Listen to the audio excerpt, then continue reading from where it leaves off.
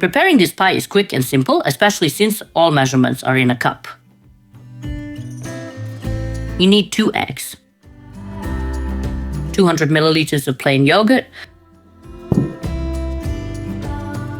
and 1 cup of sugar. Now mix everything together. Add half a cup of oil. That's 100 milliliters. And half a cup of semolina. That's about 50 grams. If you don't have semolina, you can skip it, but it's better with it. Add 5 to 10 grams of baking powder. Mix everything together again. Once the mixture is combined, the batter is ready. That's it. Now prepare the pumpkin filling.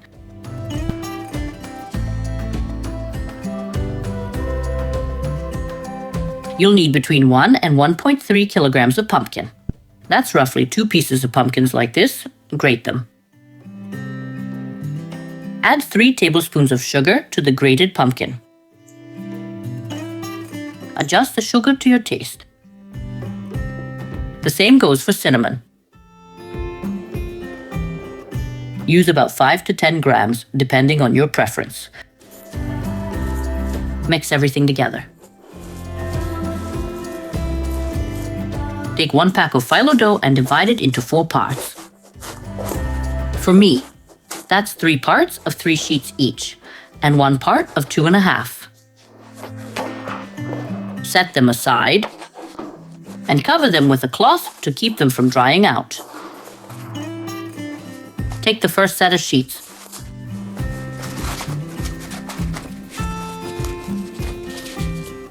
Place the first sheet on a work surface, then spread 1 ladle of batter over it.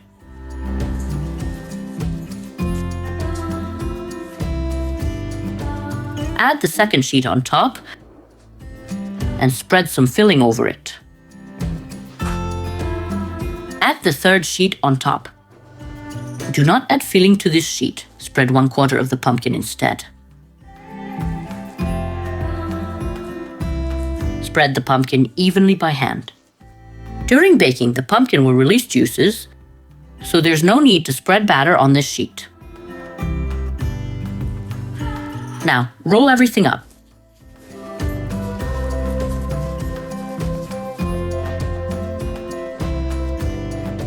Transfer the roll to an oiled baking dish.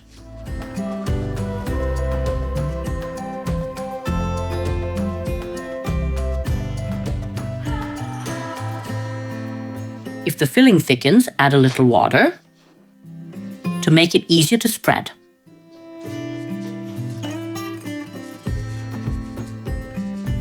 If you skip the semolina, you won't need to add anything.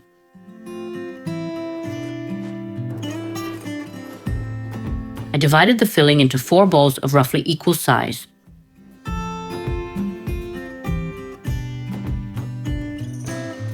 This ensures the filling is evenly distributed.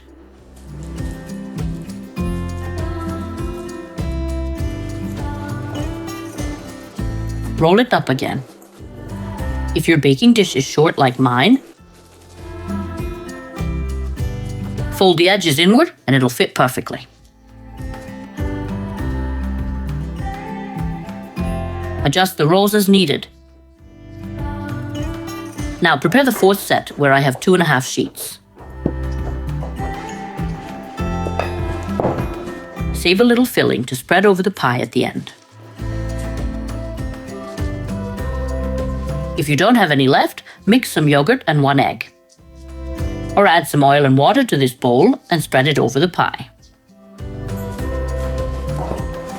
Always coat the pie to keep it from drying out. Use a knife to cut the pie. I like to cut it diagonally.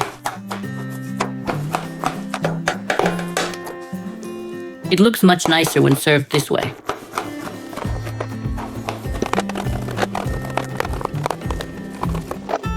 Something like this. I have a little filling left.